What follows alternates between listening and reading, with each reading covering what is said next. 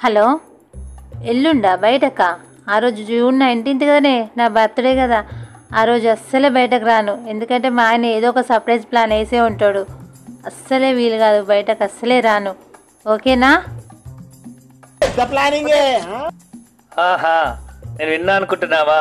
అస్సలే వినలేదు. Next day.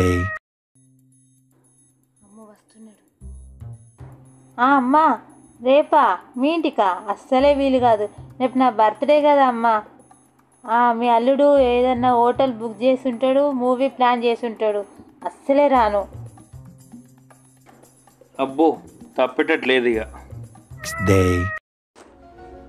మీ మరిది గురించి తెలుసు కదనే, ఏ డ్రెస్ తీసుకునే ఉంటాడు, బయటకు పోవడానికి సర్ప్రైజ్ ప్లాన్ చేసే ఉంటాడు.